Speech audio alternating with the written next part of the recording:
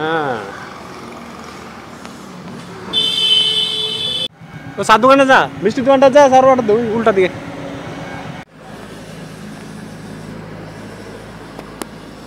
কি অবস্থা হয়েছে মার্কেট এটা তোলার পরের থেকে ওই প্রথমে যে সরকার আসলো তার মধ্যে তো এই মার্কেট বন্টন লইয়া খুব একটু ঝামেলা হয়েছে, যার কারণে উপরটাতে একবারে এখন পর্যন্ত খাইলে ফেরে রয়েছে। আর নিচেতেও আর একটু ভালো করে মেরামত করানোর কথা আসলে এটা সঠিকভাবে হওয়া হয়েছে না।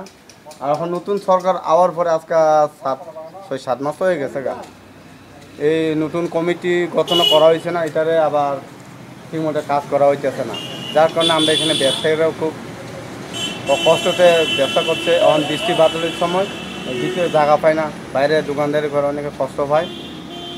যার কারণে এটা আমরা চাই আর কি এখন নতুন সরকাররা যাতে এটা ইমিডিয়েটলি ঠিকমতো কাজ করে দিলে তো আমরা ব্যবসায়ীরা এখানে ব্যবসায়ীরা লেগে সুবিধা হইবে, আর এখানে আমরা যা কাস্টমার লাগে সুবিধা হবে। মানে সেখানে জলের ব্যবস্থা আছে না? টয়লেট জলের সমস্যা বলতে তো জল নাই হয়।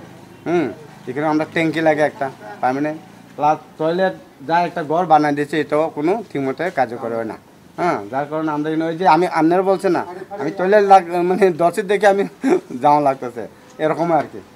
তাহলে বাজার আইলে তো অনেকে তো টয়লেট করতে লাগে, মহিলা টয়লেট ভাই বাজার আইলে কই মানুষের বাড়ি ঘরে যাইতে লাগে। এই তো আর কি তা করবো, মানুষের আশেপাশে বাড়ি ঘরে যাওয়া লাগে। তাহলে এখন এখানে টয়লেট একটু জলের বা ট্যাঙ্কির সুবিধা আমরা দরকার। তারপরে আমরা এখানে এই সেট করতে আর একটু ভালোভাবে এই পিছনে তো কাজ করার কথা ছিল, এটা একলগে উপরে আর নিচে সব একলগে করার কথা ছিল, এখনও তো এটা করা হইতেছে না। তো যাতে করলে খুবই সুবিধা হইবে, আর কয়রা যাতে এখানে যারা ব্যবসায়ীরা সঠিকভাবে বন্টন করে দিলে খুব